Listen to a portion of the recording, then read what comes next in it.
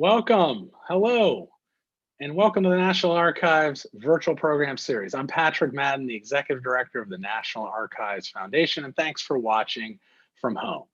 Through this programming, we're opening the virtual doors of the National Archives to bring you the treasures, the documents that are the American public's for this lively discussion.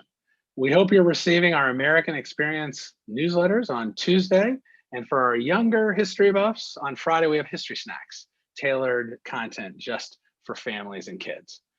We're delighted to have the creators of the musical 19 with us today. We'll get to them in just a second, but before we talk to our featured guests, I want to make sure you know that we're going to be taking questions from you today, and you can use the Google chat right next to the video. And if you want to take a little practice right now, so I can see some of our folks have been with us in a few other programs, put your hometown and state in there. And I'll try and give everyone a shout out later on. And that way we know where to put the questions. And you don't have to wait until the Q&A section. If you have a question as they're talking, feel free to put that question in there and we'll get those in the queue. We are delighted to talk to our guests today. But before we begin, we thought it's a musical. We should check out some of this show. So we've got a little clip of the show. Take a look.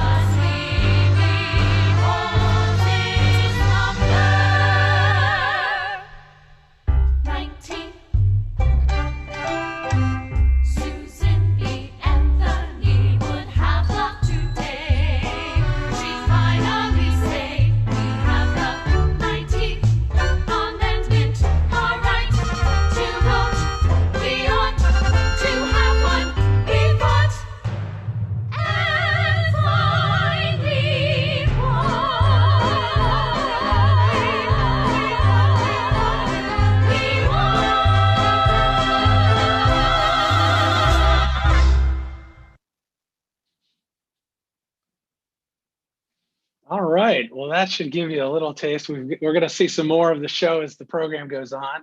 We have two of the creators of 19, the musical, and we've got a couple actors who will join us in a little bit. Jennifer Schwed is with us and Doug Bradshaw. Welcome, guys. How are you doing? Hi. Hello. Doing well. Great. Well, why don't you introduce yourselves, your roles, and let's jump right into this. Sure. So thank you for having us here today. I'm Jennifer Schwed, and I'm the co-owner of Through the Fourth Wall Productions. I'm one of the creators of 19 the Musical. I'm a writer, lyricist, director, and producer. And I'd also like to introduce our composer who's not on this video today, but that's Charlie Barnett, who's absolutely brilliant and one of our fellow producers too. And I'm Doug Bradshaw, the other owner of Through the Fourth Wall, and the other writer, lyricist, director, producer. So I'm a lot of others. Jen's the boss. All right. Well, let's just start at the beginning. How did you come up with this concept? What inspired you to make a musical? Sure. So in 2016, Doug and I were finishing up the run of another big theater production, and we were debating what are we going to do next. And since this was the fall of 2016, I really backtracking for a moment, there were three factors that played into this. And fall of 2016, very political season. We were all getting excited, or I'll just speak for myself. I was getting excited about the prospect of our first female president. It was also coming up on the centennial of suffrage. And it was also Hamilton that drove it home of how are we going to honor and commemorate these moments. And I was listening to the Hamilton soundtrack a lot at that period in time, and really the point that really pushed it for me for us to do a musical was a line in Hamilton where one of the Schuyler sisters says when she meets Thomas Jefferson, she'll implore him to write the sequel. And that was it for me of, well, we can write this sequel, we can do this. And it started from there. That's fantastic. Doug, well, tell us about the show.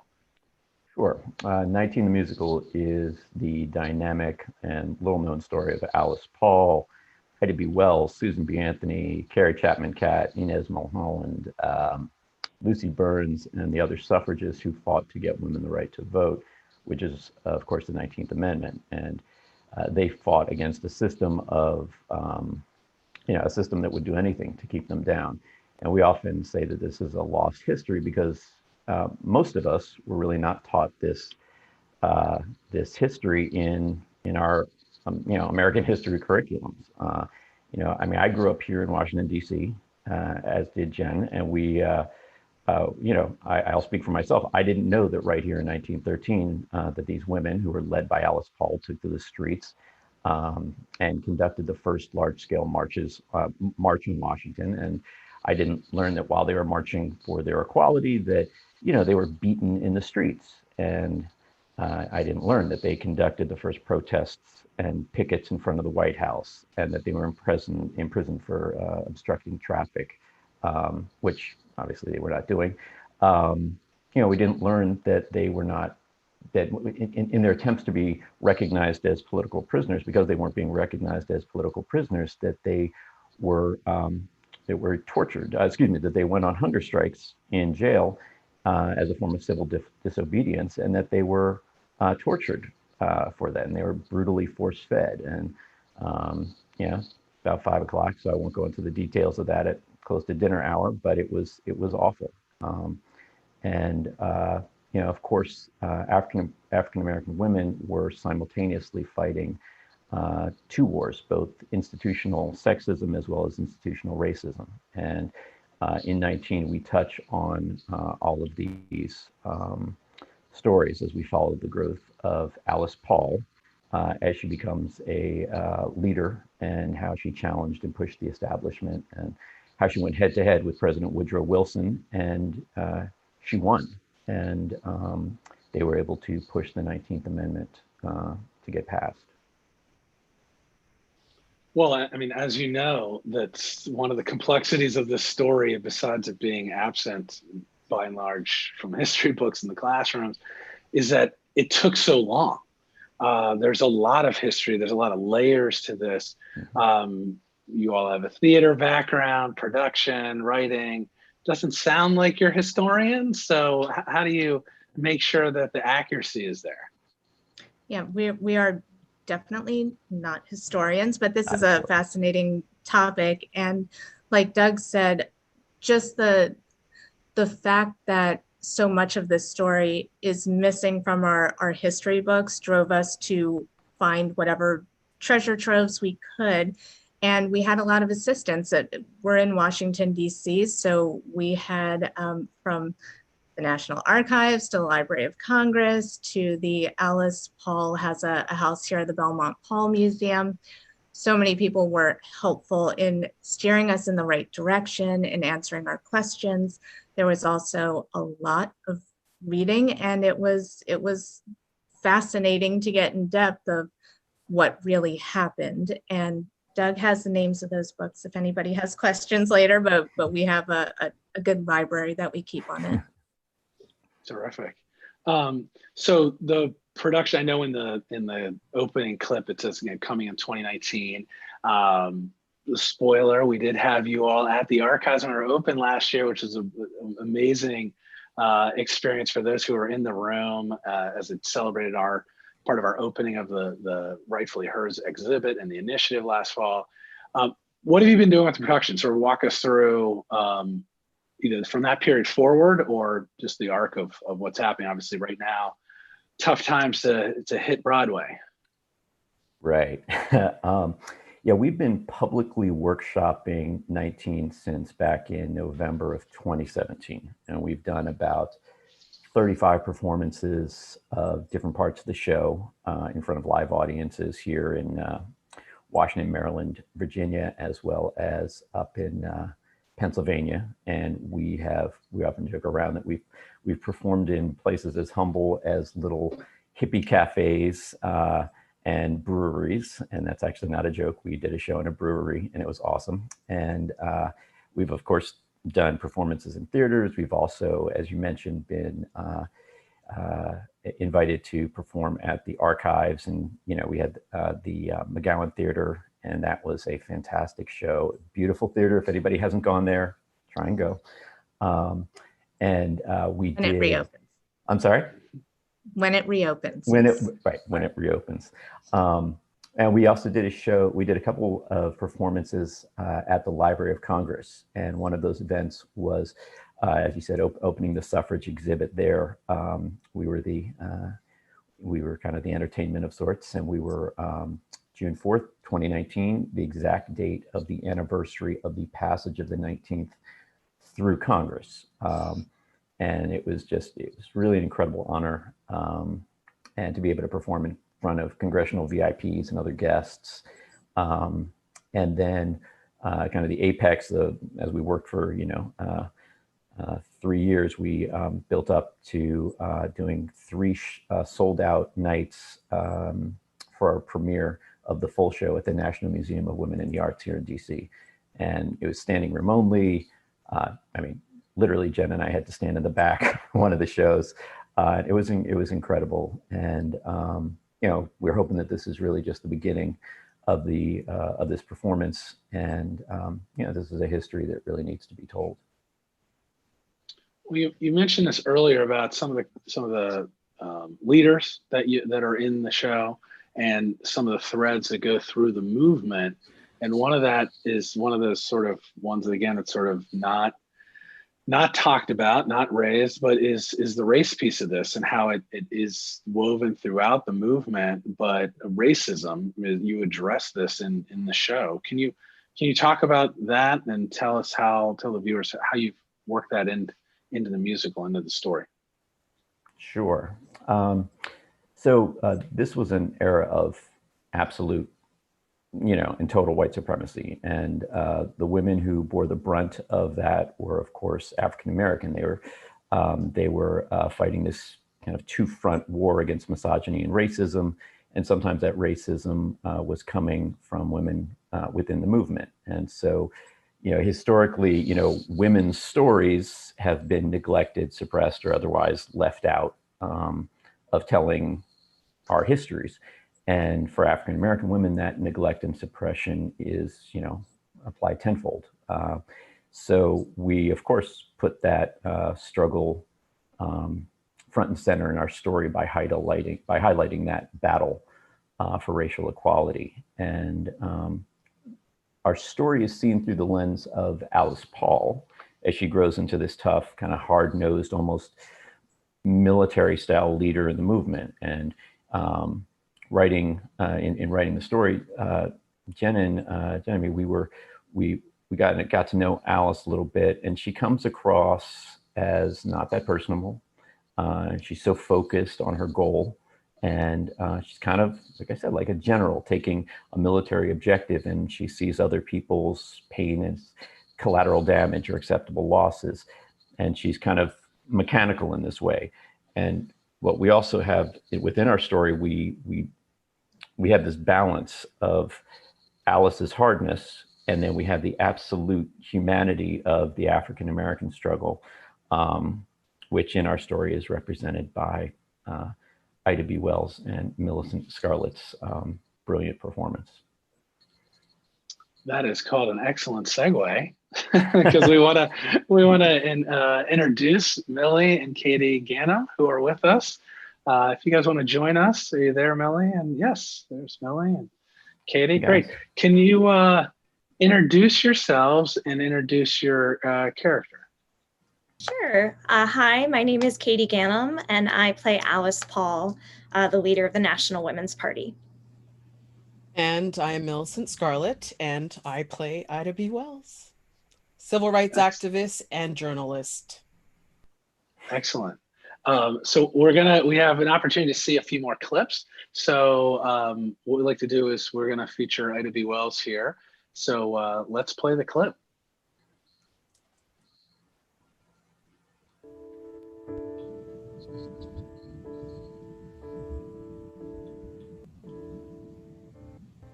I'm no different than them. I'm flesh and blood, but come on, don't pretend.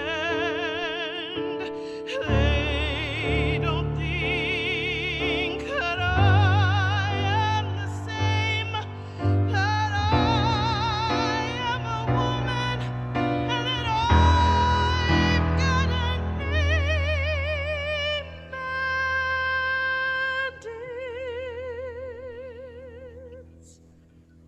Ida B. Wells, I am here to confront by turning the light of truth upon them. Ida B. Wells is a force to contend with. You're better off friends with, because in the end, I supported you in words and deeds. This you'll surely know. Okay, gives us a little bit of a taste of it. Millie, so everyone can turn on their cameras again. One of the little tricks of our online technology here. Millie, if you can turn on your camera and your mic, we'd love to hear about Ida. I'm back on. Okay. Excellent. What's it like to play Ida B. Wells? What did you learn in preparing for this? Well, I had heard Ida's name as I was growing up, and I saw pictures of her, but I didn't really know her background. So imagine my surprise as I was asked to play her and started doing research on her. How amazed I was at what she achieved with what very little she had. And so to say that I'm beyond honored and privileged to play her is an understatement. In this song that you just heard, or the montage that went along with this, you know, Ida was a woman who knew her value, and she knew the values of others. And she was willing to fight for their equality. And when she saw her friends and her family not having that same liberties as whites, she took it upon herself to start the anti-lynching movement and to become a part of the suffrage movement. And in this song, I love where it comes in the show, because it's just before she meets Alice Paul.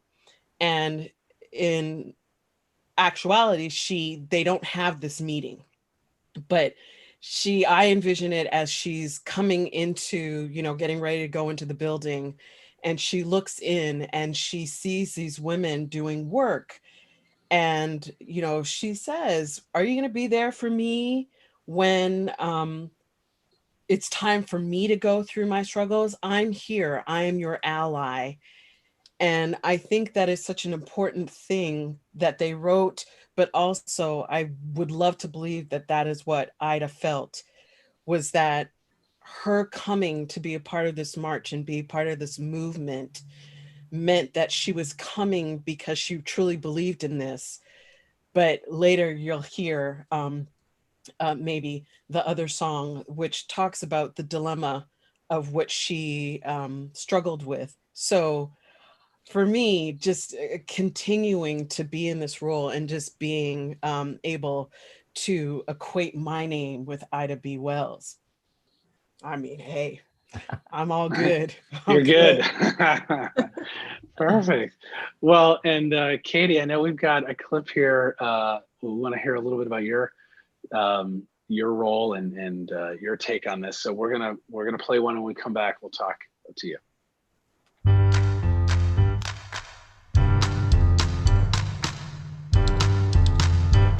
Two sides of the same coin. Two sides of the same coin.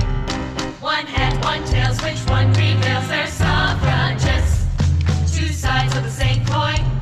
Who's right and who's wrong? Two women, one cause, and both of them called suffragists. Here we have both Alice and Carrie. They are both quite notorious for their devotion to women's equality has been so relentlessly glorious. What we've come to find is they cannot see eye to eye. Two sides of the same coin. Two sides of the same coin. Carrie's uninspired winning plan is pandering to the will of man. We've only gained the vote in 11 states in 70 years out of 48. We don't have time for this scheme of Carrie's, for it is far too arbitrary. A state-by-state drawn-out solution is not a quick enough resolution. Steady, sister. Okay, we've got some upbeat going there, Katie. So tell us about becoming Alice Paul. Maybe a little bit about that song, but then also your experience. Yeah. So very much like Millie identifying with Ida B. Wells, I've come to really love Alice. I had also never heard of her name before starting this show. And Doug mentioned that Alice was very focused and almost like a general in a way of, to her, nothing was more important than the cause. Personal feelings were not more important than getting the vote. And even for herself, she didn't even allow herself to read books because that was too pleasurable and that would distract her from the cause. So I had to balance being the historical Alice Paul versus a musical theater version of Alice Paul, because she was a very private person and didn't really let her emotions shine through. And that's not really interesting to watch on stage. So that's been a pleasure over these past 3 years, because I've been with the production since the beginning, since the first workshop, of discovering how Alice would feel. And in this particular scene, Two Sides of the Same Coin, which is always really fun to do, Alice is arguing with Carrie Chapman Catt, who is part of what we lovingly refer to as the old guard. And you mentioned before that the suffrage movement spanned a long time. It took over 70 years from the Declaration of Sentiments in Rochester, New York, in Seneca Falls, New York, to the passage of the 19th Amendment. So that's a lot of generations of women. And so Alice was the youngin'. She organized the March on Washington in her mid-20s. And Carrie Chapman Catt was Susan B. Anthony's protege, basically. And so she was older than Alice. She believed that being ladylike and finding a way to attract bees with honey was the better way. And Alice was coming from a school of being in England and seeing their militant style, and thinking that was a better way of doing things. And there's always this struggle between generations, no matter how long it takes. In the 70s, during the women's liberation movement, when Alice had written her ERA, the Equal Rights Amendment, it was the same struggle. Young women thought the old guard was, hoity-toity and not really getting things done. And they even asked Alice at one point to burn her voter registration card, and Alice declined for obvious reasons. So this struggle of generations keeps on going, and it's always going to be a thing. So I feel like this song perfectly encapsulates that struggle. Terrific. And I know obviously you're an actor, so you create this persona on stage, but is Katie the person? Are you a general? Do you have some? So I mean, was it a leap for you personally to develop into this? I definitely identify with Alice's single-minded focus. I can also be hyper-focused and very organized and very type A. But the one thing I don't quite understand about Alice is her lack of empathy for other people. And so it extended to race, and that's why she made some of the racist decisions that she did. And it also extended to people of lower socioeconomic statuses. She didn't understand why people couldn't just drop everything and do what she ordered. Because she didn't have any attachments, she didn't have any children or a husband, and to her, nothing was more important. So she didn't really understand other people's struggles outside of that circle, which I personally don't identify with. Fair enough. I think we've got one more clip. Before we get to that clip of the show, I want to remind folks that we are going to be taking Q&A in just a couple minutes. If you have questions, put them in the Google chat box for us. We'll get them queued in. And this is an opportunity to talk to both the creators and a couple of the actors. So the doors are open to your questions. But Jen, I want to talk about this last clip. I want to give you a chance to set it up for us. Take us to the moment where this is in the show. Sure. So we've spoken a lot about these protests that these women were involved with, and it's relevant to today. It feels very present, sadly, for a lot of women, and none more so than Black women and women of color are facing these issues at this very moment. And Black suffragists and women of color were often put in difficult, if not untenable, situations. And here in this next clip, we have Ida B. Wells, and she's illuminating the many challenges and obstacles to staying in the suffrage fight as it became more militant. And these women were willing to provoke a response from the authorities. And those authorities were extremely unforgiving, even more so to Black women. And this is Damned If I Do. Great, let's see the video. And if I stand here with you, I won't be treated the same. Convicted by my color, by who will be to blame in this never-ending fight? The South has banished me for a raging war for what's right, and my devotion to Black liberty. I was raised a free woman, but don't forget I was born a slave. I'm still seeking liberations, but I've got people still to save.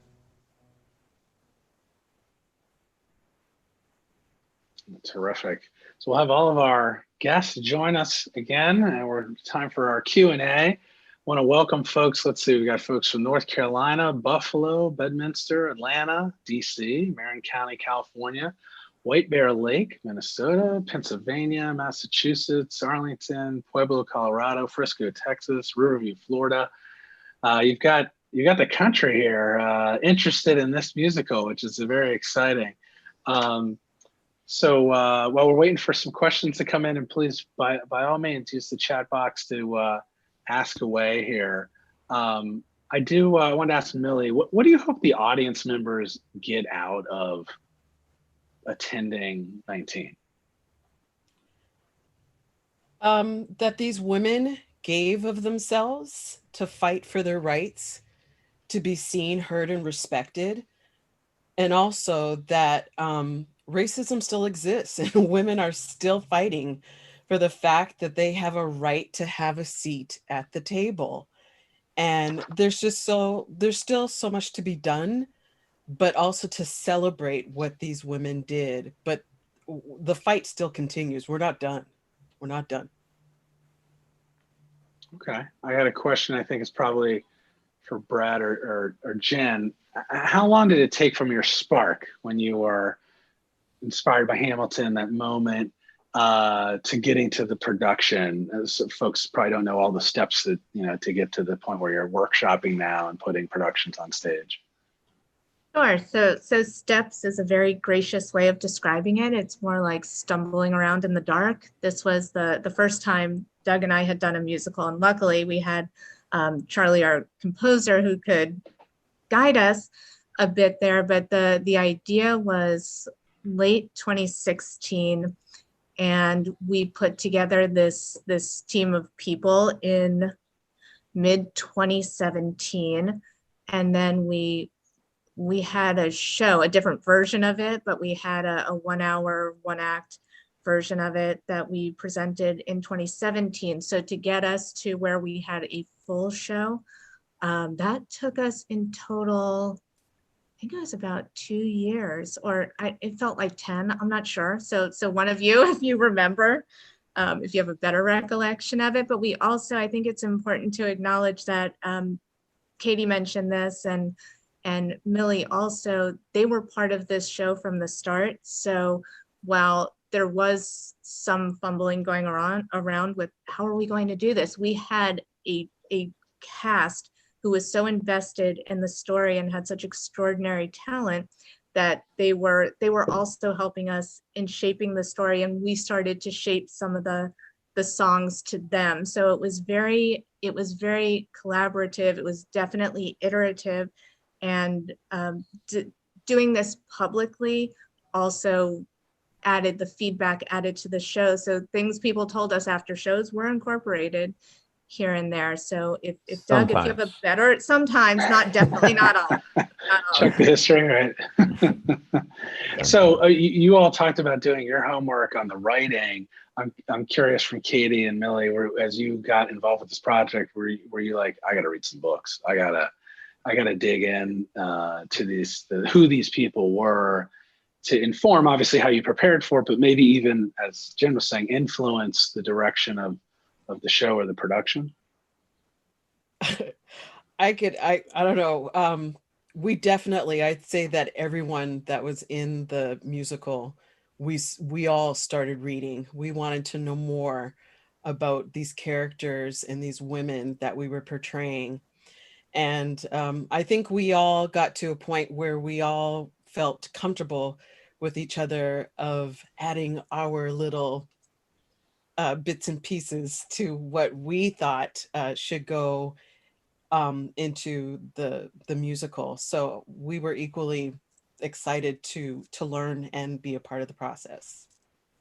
Yes, I think the minute I started, that I learned I was playing Alice Paul, because I had no idea who she was. I looked it up, but throughout this process, I've been reading all the books I can get my hands on. I've become a little suffrage nerd. So actors, and it's true of a lot of theater folks, we love research. We love having a real basis for our characters.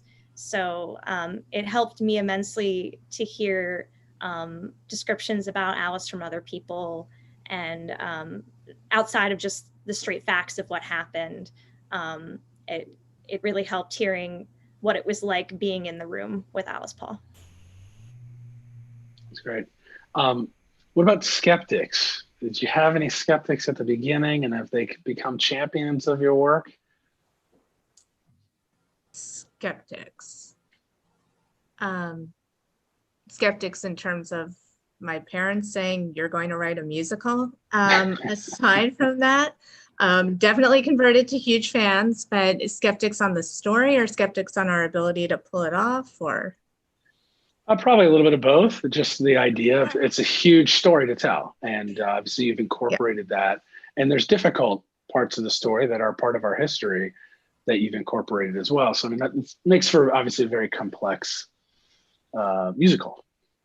Right, and from the get-go, and even more recently, we've been calling it a commemoration of suffrage, because it was tough to approach it. So I don't know that anybody was skeptical necessarily, that maybe they were skeptical that we were going to really do this, but we dug in and we did our research, and we knew from the outset what kind of story we wanted to tell, that we wanted it to be inclusive, that we wanted to talk about whose struggles were placed out in front. We wanted to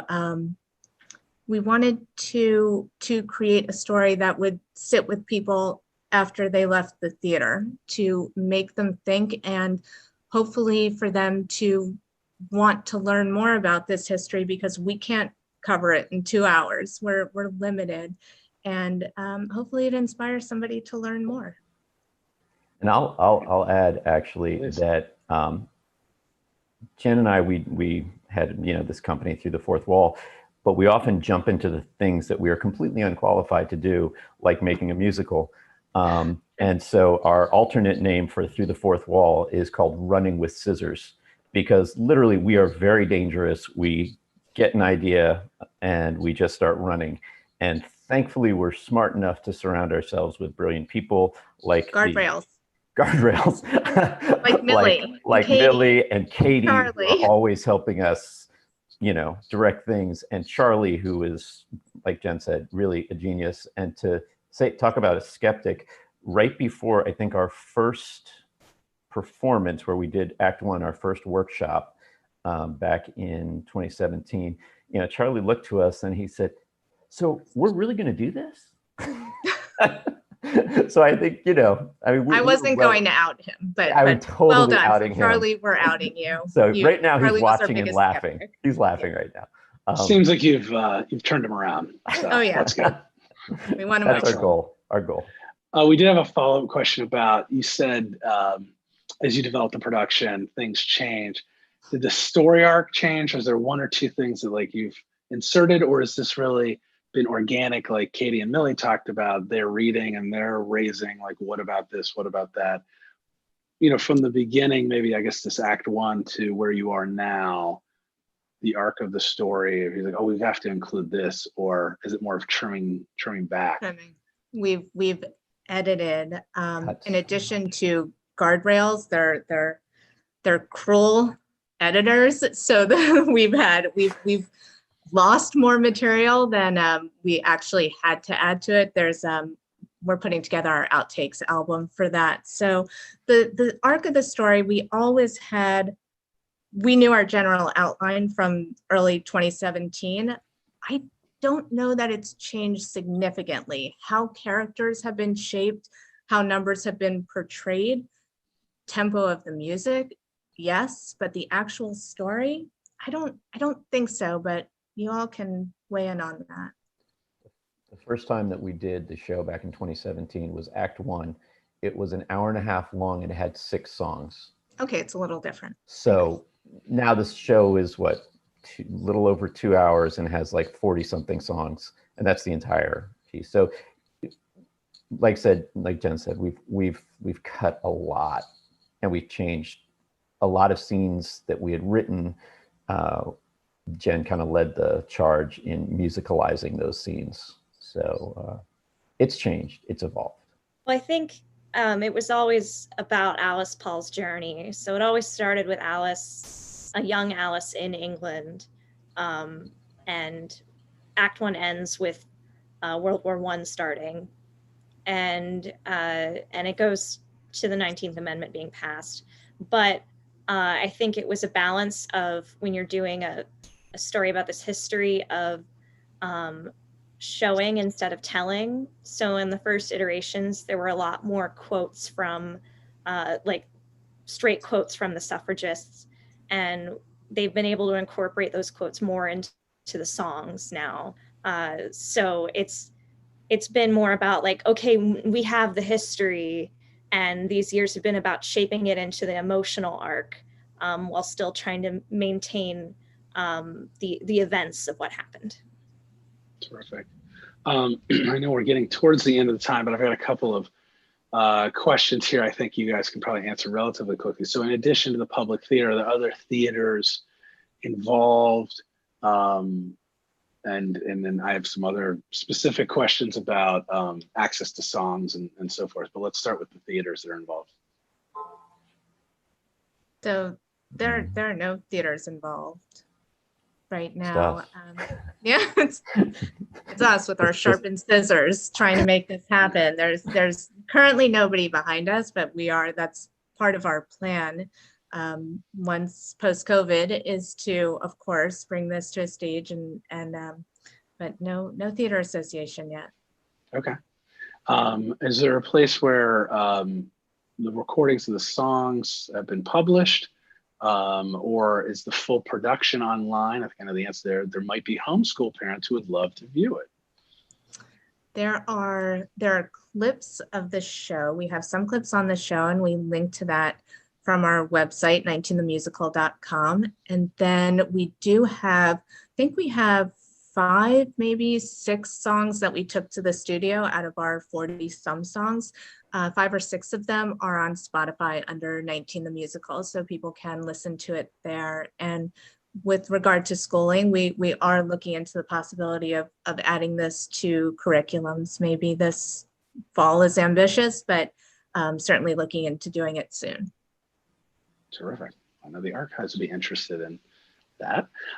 Millie and Katie, if there's one thing you want audience members to go away from the show with, what's your personal take? What do you want people to walk away with?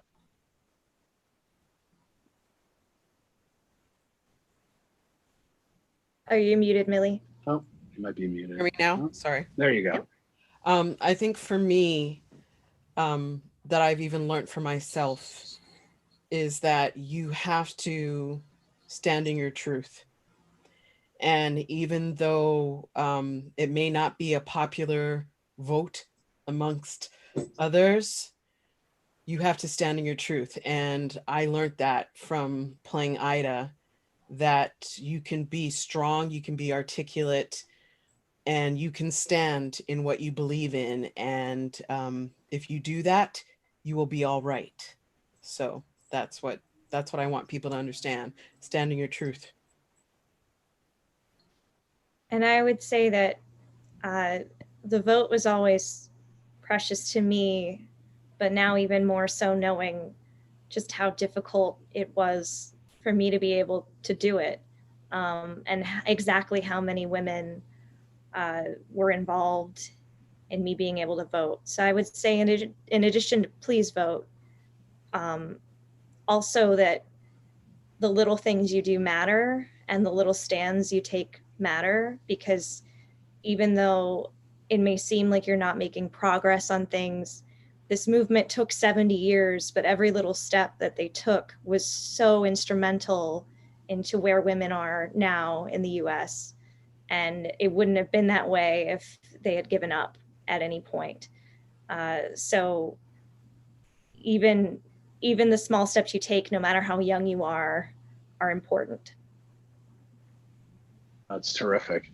I know, Brad and Jen, we talked a little bit about sort of what's coming up. I know it's like this forever pause because of the pandemic, but how can folks follow your march to success Obviously, you have a website, but what do you want to leave folks with? So we were gearing up in the beginning of 2020. We were looking into the we're preparing to go to New York to do what's called an industry reading, where producers would get to see this, and we could really take it to a next step of getting it to off-Broadway or Broadway. And our big dreams were dashed by COVID, and we had to take a huge step back and rethink everything. So at this point, as I just mentioned, we're talking about hopefully being able to incorporate parts of it into education curriculums, but we're persevering on getting it produced one way or another. We're not going to stop there. And you can follow us at 19themusical.com. We post on Twitter. We don't post on Facebook very much, but Doug, am I missing any other places where? No, other than that we are still accepting tax-deductible donations through our website. But that's kind of, yeah. Okay. Well, I would suspect the suffragists of the day wouldn't expect you to quit just because of a little pandemic. So I'm sure you have the courage and the strength to get through this short period. Well, we've enjoyed the obviously the relationship with you all. We're a second time around with the archives, and we'll continue to follow it. And the 19th Amendment is evergreen at the National Archives, so your show is always relevant to the work that we do. I want to thank each of you for joining us today as our featured speakers and to highlight this terrific artistic endeavor. Thank you for having us. Thank you. Absolutely. It's been an honor. Yeah. All right. Well, we're going to close out as our guests go with a few announcements. We appreciate, obviously, all of our donors and members who have joined us today. If you're not a member or a donor, you too can be a part of this very cool group, history buffs, genealogy enthusiasts, researchers, by becoming a member today at archivesfoundation.org. You can also go to our gift shop, nationalarchivesstore.org, if you're interested in merchandise or gifts about U.S. history and women's history. And parts of our collection are on sale through the end of the month, 30 to 50% off. So don't miss that. And we want you to stay tuned for more programming. This is a big week for the 19th Amendment. And let's see, we've got tomorrow 2 big programs. At 1 o'clock, a family program where the National Archives education team will talk to Susan B. Anthony, Alice Paul, and Sojourner Truth. And then tomorrow evening at 6 o'clock, we've got author Martha Jones with Vanguard, How Black Women Broke Barriers. Will also be a really interesting conversation. Then Thursday at 1 o'clock, we have a performance by Ida B. Wells, a different Ida B. Wells, journalist, abolitionist, suffragist. She'll talk about her life and the impact of African-American women. They had the impact that they had on the fight for the women's rights. And following that, Alelia Bundles from our board will be in a conversation with Ida B. Wells's great-granddaughter, Michelle Duster. And so that's one you're going to want to put on your calendar. That's Thursday at 1 o'clock. And then for this week, we wrap up on Thursday at 5 o'clock, 100 years later, women in charge of the ballot box. We have 3 secretaries of state from New Jersey, Florida, and Washington, who will be in a conversation about the role that they play in the election this fall and the continued struggle for women's rights. All of this program is part of the National Archives initiative, Rightfully Hers. We couldn't do it without our sponsors. We want to thank all of them for their generosity and the support. You can see them there on the screen. We're very grateful for that. On behalf of the National Archives Foundation, I want to thank you for joining us today. Until our next program, be safe and be well.